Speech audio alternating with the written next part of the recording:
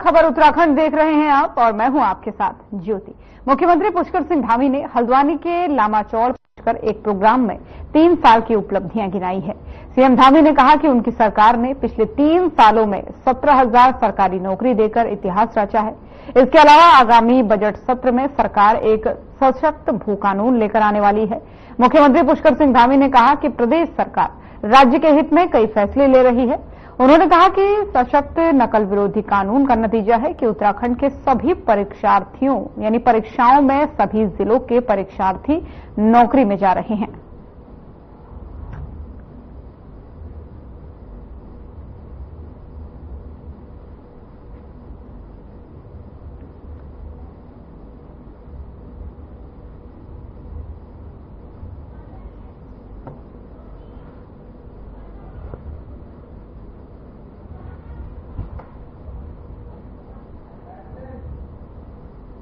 तो देहरादून से खबर आपको बता रहे हैं, जहां पर 17,000 नौकरी देकर इतिहास रचने की बात सामने आई है। उत्तराखंड की सरकार ने 17,000 नौकरियां दी हैं 3 साल में।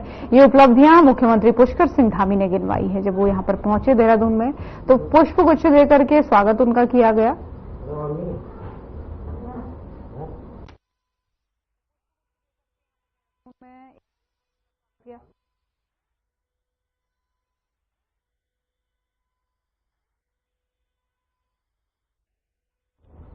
और उत्तराखंड में यूनिफॉर्म सिविल कोड लागू करने की चर्चाएं काफी समय से की जा रही हैं। जल्द ही उत्तराखंड में यूनिफॉर्म सिविल कोड लागू हो सकता है। बीते सोमवार को यूसीसी की रूल्स एंड रेगुलेशन कमेटी के अध्यक्ष शत्रुघ्न सिंह ने इसके बारे में जानकारी दी है। उन्होंने बताया है कि सोमवार को ही इस कमेटी की आखिरी बैठक हुई है, जिसमें नियमावली बनकर तैयार हो गई है, जिसे जल्द ही प्रिंटिंग के लिए भेजा जाएगा। यूनिफॉर्म सिविल कोड यानी UCC rules making and implementation committee के अध्यक्ष शत्रुघ्न सिंह ने देहरादून में प्रेस वार्ता कर विस्तार से जानकारी दी। उन्होंने बताया कि UCC rules making and implementation के लिए कमेटी का गठन किया गया है।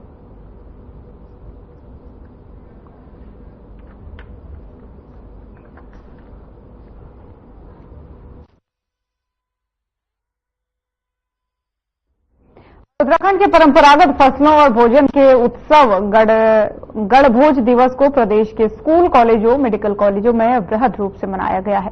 गणभोज दिवस का मुख्य कार्यक्रम राजकीय बालिका इंटर कॉलेज राजपुर रोड में मनाया गया।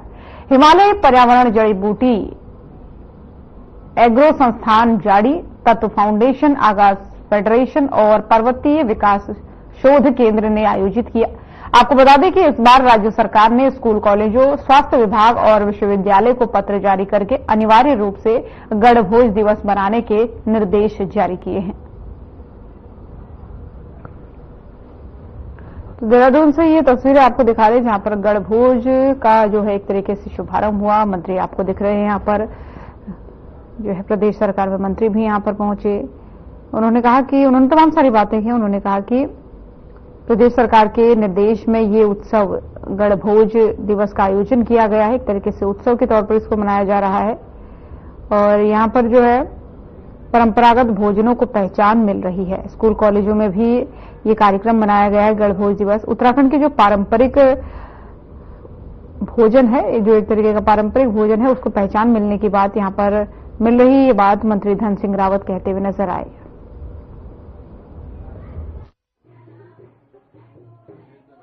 आयोजकों का बहुत बहुत धन्यवाद दे रहा हूं कि हमारे भाई बहुत सालों से इस अभियान में लगे हैं और जब मिलेट मिशन भारत सरकार में भी इसके अभियान शुरू नहीं हुआ था, तब से आपने परंपरा जारी की है कि हमारे स्कूलों में महीने में, हफ्ते में एक दिन गणभोज का कार्यक्रम होता है। इसमें हमारे बच्चे जो है, जितना भी हमारा मोटा अनाज है, एक दिन हॉस्टलों में और विद्यालयों में जो है महीने में इस गणभोज कार्यक्रम को हम शुरू करते हैं। अब हमारे विश्वविद्यालय में भी शुरू हुआ है। हमारे मुख्यमंत्री जी ने भी इसकी पहल की है और विशेषकर मैं आयोजकों का बहुत बहुत धन्यवाद दे रहा हूं कि आप अपने संस्कृति से जुड़ने का बच्चों को जो है गणभोज के कार्यक्रमों के लिए प्रेरित करते हैं और इसी श्रृंखला में हर साल 7 तारीख को इसको जो है कार्यक्रम को करते हैं। मैं भी लगभग 5 सालों से इस कार्यक्रम में भाग ले रहा हूं।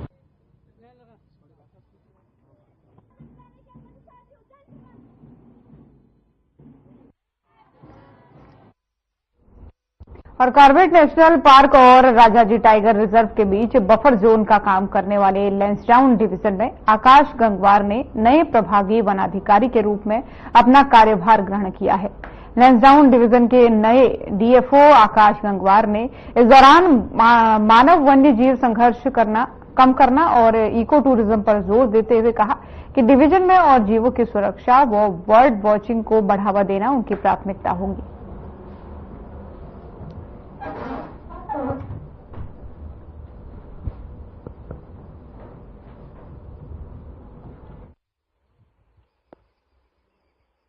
मैंने एक हफ्ते पहले यहाँ लैंसडाउन फॉरेस्ट डिवीजन का चार्ज संभाला है।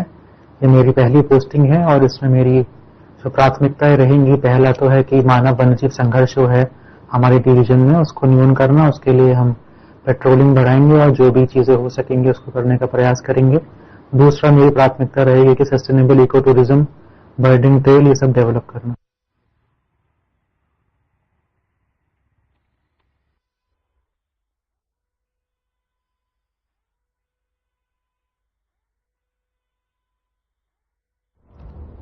हरिद्वार के जगजीतपुर में जंगली हाथी लगातार पहुंच रहे हैं। यहां लक्सर हाईवे पर जंगली हाथी के आने से अफरा तफरी मच गई है। इसका वीडियो भी सोशल मीडिया पर वायरल हो रहा है। घटना सुबह के वक्त की बताई जा रही है, जब एक जंगली हाथी सड़क पर आ धमका और रोड पर दोनों ओर जाम लग गया। हाथी की चहलकदमी करता हुआ हाथी जो है शराब के ठेके तक जा पहुंचा। गनीमत रही कि सुबह के वक्त ठेका बंद था और वहां भीड़भाड़ नहीं थी। इस बीच हाथी कुछ लोगों को दौड़ाता हुआ भी नजर आया। आपको बता दें कि इस क्षेत्र में आए दिन जंगली हाथी पहुंच रहे हैं। रेंज अधिकारी शैलेंद्र सिंह नेगी ने बताया कि गंगा नदी को पार कर खाने की तलाश में हाथी आबादी में घुस रहे हैं। इस समय गन्ने और धान की फसल भी तैयार है। फसलों में भी हाथी आकर्षित हो रहे हैं फसलों की तरफ। लिहाजा उन्होंने जो है लोगों से खाने पीने की वेस्ट चीजों को खुले में न फेंकने की अपील की है और हाथियों को रोकने के लिए टीम की तैनाती भी कर दी है।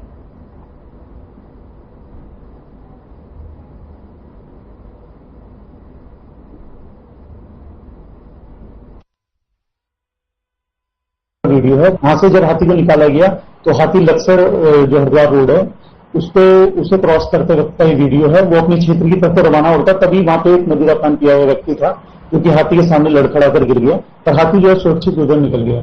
हाथी को जो आवागमन है क्षेत्र में गन्ना और धान की फसल पक रही है तो इसलिए इधर बना रहता है।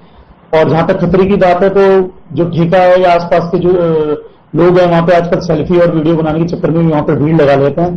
तो ये आपके माध्यम से अपील भी करना चाहूंगा कि ऐसा ना करें, हाथी को सेफ पैसेज दें। हमारी तरफ से पूरी कोशिश रहती है कि वो इधर ना आए और उसे जंगल की तरफ को रखा जाए। देखिए, श्यामपुर के क्षेत्र से आते हैं, गंगा पार करके आते हैं, तो इनके डिफरेंट रूट्स हैं, पहले से इस रूट से काफी सालों से चले हुए आ रहे हैं। तो ये जो चाहिए हरिद्वार लक्सर पे जो डिफरेंट जो रूट्स हैं, चाहे वो पंजनेड़ी के सामने वाला हो गया लक्सर रूट पे, चाहे जगजीतपुर वाला हो गया, यहाँ से आते हैं। पर जो मुख्यतः जगजीतपुर वाला है वहां पे शराब के ठेके होने की वजह से लोग खड़े रहते हैं वहां पे, तो वहां पे रिस्क बना रहता है। और रुड़की के Bhole Baba organic dairy milk private limited factory में खाद्य सुरक्षा विभाग की टीम ने मिलावटी घी बनाने की सूचना पर छापेमारी की है और छापेमारी के दौरान फैक्ट्री में प्रोडक्शन बंद पाया गया है। टीम के अधिकारियों ने फैक्ट्री प्रबंधन को कागजात दिखाने के लिए निर्देश दिए हैं। अधिकारियों ने पूरे मामले को लेकर जानकारी साझा की है।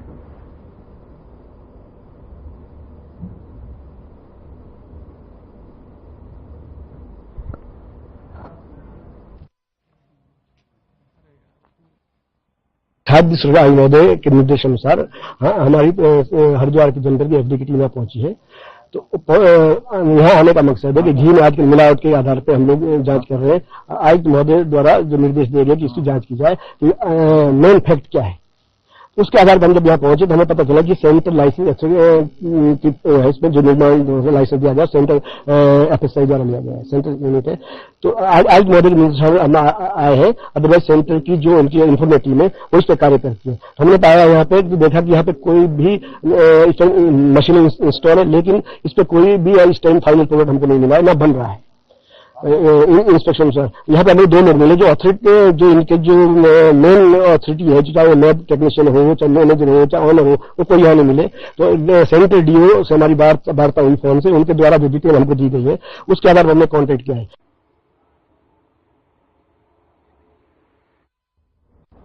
और उत्तराखंड सरकार द्वारा बुजुर्गों के लिए चलाई जा रही दीनदयाल मातृ पितृ तीर्थाटन यात्रा को क्षेत्रीय विधायक डॉक्टर प्रमोद नैनवाल ने कुमाऊं मंडल विकास निगम से हरी झंडी दिखाकर रवाना किया। आपको बता दें कि धामी सरकार ने 60 साल से अधिक के बुजुर्गों के लिए तीर्थ यात्रा को लेकर एक योजना शुरू की है, जिसका नाम दीनदयाल मातृ पितृ तीर्थाटन यात्रा रखा गया है। तीर्थाटन यात्रा का शुभारंभ रानीखेत विधानसभा से किया गया, जिसमें रानीखेत विधानसभा के भिखिया शरण और रानीखेत तहसील के लगभग 30 लोग शामिल हैं। 6 दिवसीय इस तीर्थ यात्रा में तीर्थयात्री हरिद्वार, ऋषिकेश, उत्तरकाशी, गंगोत्री में दर्शन करके वापस रानीखेत आएंगे। यात्रा से पूर्व रानीखेत विधायक डॉक्टर प्रमोद नैनवाल ने सभी तीर्थयात्रियों को तिलक चंदन लगाया और यात्रा की मंगल कामनाएं की।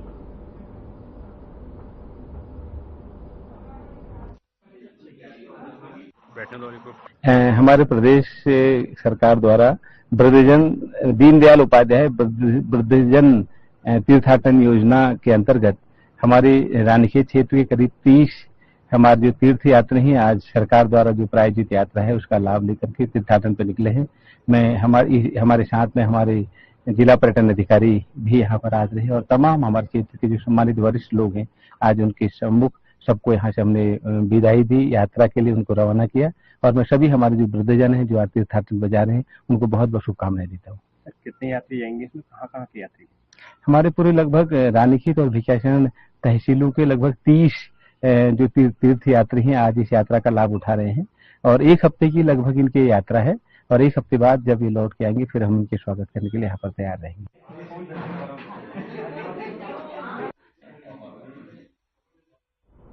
और एक छोटे से ब्रेक के लिए यहाँ पर रुकेंगे, जल्द हाजिर होंगे।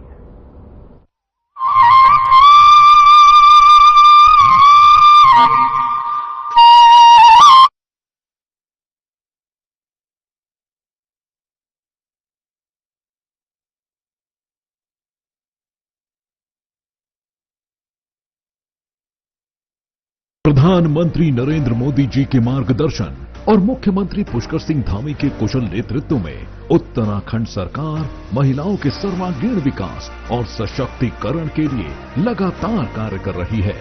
पिछले कुछ वर्षों में सरकार द्वारा लखपति दीदी योजना, सशक्त बहना योजना, महिला स्वयं सहायता समूह सशक्तिकरण योजना जैसी महत्वपूर्ण योजनाएं लागू की गई हैं, जिनके माध्यम से महिलाओं का आर्थिक सशक्तिकरण किया जा रहा है। सशक्तिकरण के इन्हीं प्रयासों में शासन, प्रशासन और निर्णय लेने की प्रक्रिया में भी महिलाओं की भागीदारी को बढ़ाया जा रहा है। जहां एक ओर महिलाओं को सरकारी नौकरियों में 30% का क्षैतिज आरक्षण दिया गया है, वहीं अब सरकार ने कोऑपरेटिव बैंकों और सहकारी समितियों में महिलाओं के लिए 33% आरक्षण देने का निर्णय लिया है। यह निर्णय महिलाओं की राजनीतिक और सामाजिक भागीदारी को बढ़ावा देने के साथ साथ सहकारी आंदोलन में सबका साथ, सबका विकास के मंत्र को और मजबूती देगा।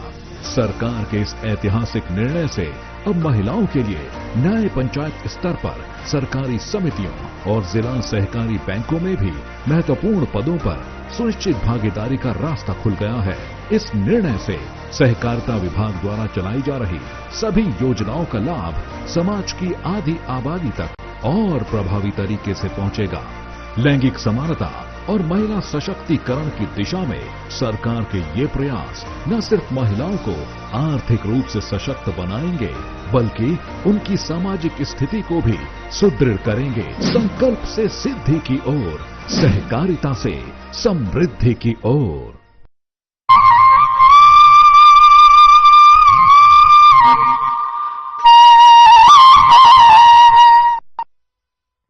तो ब्रेक के बाद एक बार फिर से स्वागत है आप सभी का। चलिए खबरों में आगे बढ़ेंगे।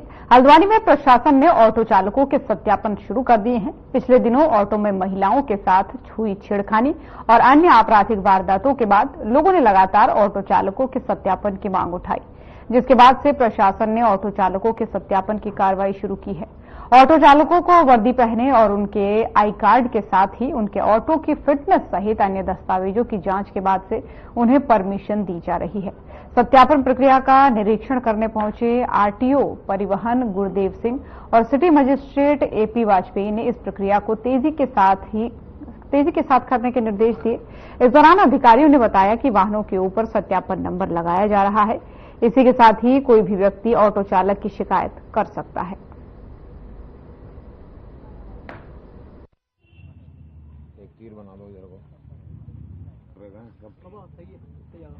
तो वाहनों के सत्यापन की प्रक्रिया, और इसमें प्रथम आज जो है हमने 16 किलोमीटर के दायरे के जो परमिट जारी किए गए थे उनका हम सत्यापन कर रहे हैं। इसमें जो वाहन के प्रपत्र हैं उनका निरीक्षण किया जा रहा है, वाहन का सत्यापन किया जा रहा है, उसमें जो पार्टीशन लगा है वो स्थायी है नहीं है, और इसमें स्टिकर लगाए जा रहे हैं। एक स्टिकर जो ब्लू कलर का है उसमें रूट का नाम नंबर डाला गया है, और दूसरा जो येलो कलर का है वो हम सत्यापन क्रमांक उसमें जारी किया गया। इसके साथ साथ जो आकस्मिक स्थिति में, आपदा की स्थिति में या कोई सुरक्षात्मक दृष्टि से कोई संपर्क करना चाहता है, पुलिस का, आपदा का है, परिवहन विभाग का है और चिकित्सा विभाग के उनके नंबर अंकित किए गए हैं। और वाहन के साइड में दाईं ओर वाहन के पंजीयन विवरण अंकित कराया गया, उसमें चालक और वाहन स्वामी का मोबाइल नंबर भी अंकित किया गया है। नैनीताल द्वारा महिला एवं बाल विकास विभाग के माध्यम से विभिन्न विद्यालयों में और अन्य स्थानों पे वर्कशॉप कराई गई थी। उसके माध्यम से ऑटो चालकों के सत्यापन की काफी वहां पर मांग आई थी। इसी साथ ही जो विभिन्न जो सिविल सोसाइटीज के लोग हैं हल्द्वानी के, उनके द्वारा भी समय समय पर इस तरह की मांग की जाती रही है, राजनीतिक दलों के द्वारा भी की जाती है जब भी कोई घटना घटित होती है।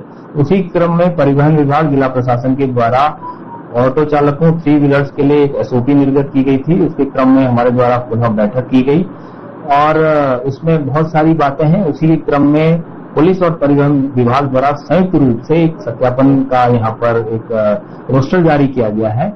इसके क्रम में उनका पुलिस सत्यापन भी किया जाएगा, साथ ही उनका।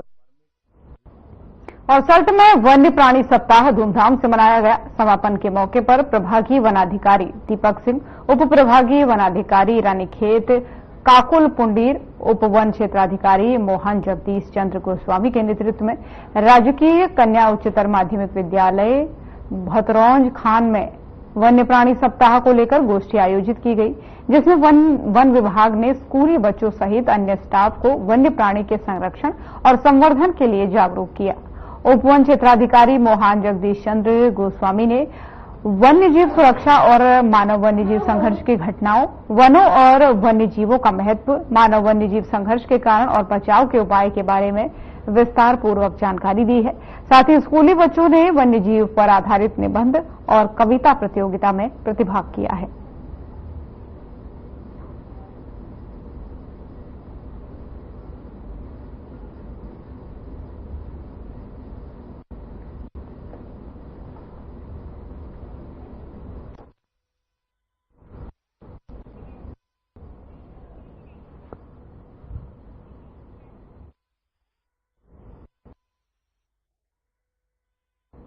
बागेश्वर तहसील में आयोजित जनता दरबार में अपर जिलाधिकारी एएस नबियाल ने 19 जन शिकायतों को सुना है। जन शिकायतों में सिंचाई विभाग, पीडब्ल्यूडी विभाग, विद्युत विभाग, आबकारी विभाग की समस्या प्रमुख रूप से जनता द्वारा उठाई गई है।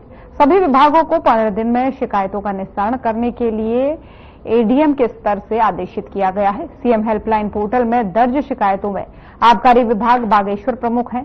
वहीं शिकायतकर्ता ने आबकारी विभाग पर बागेश्वर में शराब बारों के गलत लाइसेंस जारी करने के आरोप लगाए हैं। एडीएम ने बागेश्वर नगर क्षेत्र में शराब बारों के मानकों की जांच करने के आदेश आबकारी अधिकारी बागेश्वर को जारी किए हैं।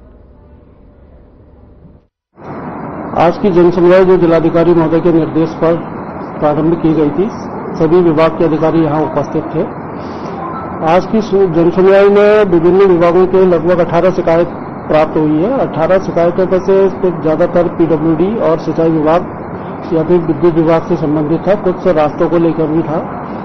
हमने जितने भी विभाग यहाँ उपस्थित थे और जो सभी विभागों से संवाद स्थापित करते हुए सभी विभागों को 15 दिन में जो भी शिकायतें प्राप्त हुई है उनका निस्तारण शिकायतकर्ता की संतुष्टि के साथ करने के निर्देश दे दिए हैं। और सारे विभागों से कहा है कि जो भी पहले की शिकायतें हो, अभी की शिकायतें हो, वर्तमान शिकायतें हो, 15 दिन के अंदर सारे निस्तारित करके उपलब्ध कराएंगे। आबकारी की एक तो शायद एक अभी इनको बोला भी था मैंने कि जो शिकायत आई है सीएम हेल्पलाइन में शिकायत है, तो उनकी समीक्षा भी की गई सीएम हेल्पलाइन की शिकायतों के संबंध में। जितनी भी शिकायतें हैं तो उसको तत्परता पूर्वक शिकायत को जितने शिकायतकर्ता को संतुष्ट।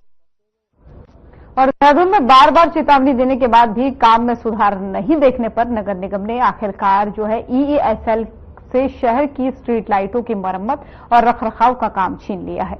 अब नगर निगम खुद स्ट्रीट लाइटों की मरम्मत करेगा। इस संबंध में नगर आयुक्त ने आदेश जारी कर दिए हैं। आपको बता दें कि EESL कंपनी 2017 से शहर की 1 लाख से अधिक स्ट्रीट लाइटों की मरम्मत का काम देख रही थी। शहर की स्ट्रीट लाइटों की मरम्मत की जिम्मेदारी अब नगर निगम को दे दी गई है।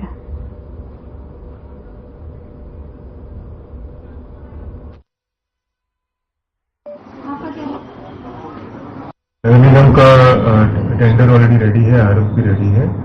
जब तक RFP हमारा प्लेस में नहीं आ रहा है, एग्जीक्यूट नहीं हो पा रहा है, तब तक हमने 35 टीमें ऑलरेडी रेडी कर ली हैं। उसका लॉन्च भी अभी हमारा 1-2 दिन में प्रस्तावित है और उनके अलग अलग डेडिकेटेड व्हीकल्स प्रोवाइड किए गए हैं। जो नए लाइट्स और नए इक्विपमेंट्स प्रोवाइड करने का मैंडेट था वो उसी थर्ड एजेंसी का था, तो वो अभी हमने फिलहाल उनके पास बरकरार रखा है। ऑपरेशन एंड मेंटेनेंस निगम के पास रेडी है। मंगलौर से खबर सामने आ रही है, जहां पर जूडो कराटे प्रतियोगिता का आयोजन किया गया, जिसमें विजेताओं को सम्मानित भी किया गया। मंगलौर के केवल कन्या पाठशाला की 2 छात्राओं को बागेश्वर जूडो कराटे की प्रतियोगिता में सिल्वर और गोल्ड मेडल मिलने के बाद से स्कूल प्रबंधन ने दोनों छात्राओं को उनकी माताओं के साथ और ट्रेनर को भी ट्रॉफी देकर सम्मानित किया। पाठशाला के प्रबंधक डॉक्टर रविंद्र कपूर ने बताया कि पिछले 2 सालों की ट्रेनिंग के बाद से बागेश्वर में हो रही प्रतियोगिता में सिल्वर और गोल्ड मेडल जीतकर दोनों छात्राओं ने उनकी पाठशाला का नाम रोशन किया है। ऐसा है, हमने कोई गिफ्ट नहीं दिया है, हमने उनकी हौसला अफजाई के लिए थोड़ा सा ये प्रयास किया है कि बच्चों के बीच में उनको डेस्क पर बुलाया जाए और उनको सम्मानित किया जाए, जिससे कि बच्चों में भी एक ऐसी प्रेरणा पैदा हो कि हम भी ऐसा क्यों ना करें और बच्चे भी इस तरफ आगे बढ़ें। और देखिए, संस्था में पढ़ाई अपनी जगह है, एक्स्ट्रा एक्टिविटीज भी होना बहुत जरूरी है। हमारी संस्था अब जो हमने पेड़ लगाया था, अब उसने फल देना शुरू किया है। जिन बच्चों ने आज राज्य में अपना स्थान हासिल किया है, सौरभ और रजत पदक लेकर, वो हमारे नासन विकास खंड से हैं, डॉक्टर साहब के स्कूल से हैं। और सबसे बड़ी बात जो डॉक्टर साहब ने अभी बताई कि ये सिर्फ एक शुरुआत है। अभी हम और बच्चों को इसके पीछे उनके प्रयास को बनाने की कोशिश कर रहे हैं कि वो इसको टारगेट करके आगे बढ़े। और जो सरकार का कार्यक्रम है, जैसे कि आपने बताया बेटी पढ़ाओ बेटी बचाओ, तो उसकी दिशा में एक महत्वपूर्ण कदम है। उससे और आगे लाइन जाके जो डॉक्टर ने अभी बताई, मुझे पता नहीं था कि डॉक्टर धन सिंह रावत जी जो हमारे शिक्षा मंत्री हैं, उन्होंने भी इसको इनिशिएट लेते हुए पूरे स्कूल के लिए, पूरे स्टेट के लिए लागू कर दिया है। इन बच्चों को 2 वर्ष लगे हैं यहाँ तक लाने के लिए। हमें ये बच्चियां 2 वर्ष से मेहनत कर रही हैं नेशनल के लिए। अब जिसका सिलेक्शन हुआ है वो नेशनल जाएगी, मध्य प्रदेश ताइक्वांडो में। और ये प्रतियोगिता बागेश्वर जिले में थी, इंडोर स्टेडियम में, जिसमें 9 जनपद के बच्चे आ रखे थे। और ये अब बच्ची जिसका गोल्ड मेडल आया है वो नेशनल स्तर, राष्ट्रीय स्तर पर अपने स्कूल को रिप्रेजेंट करेगी और हमारे स्कूल का गौरव करेगी।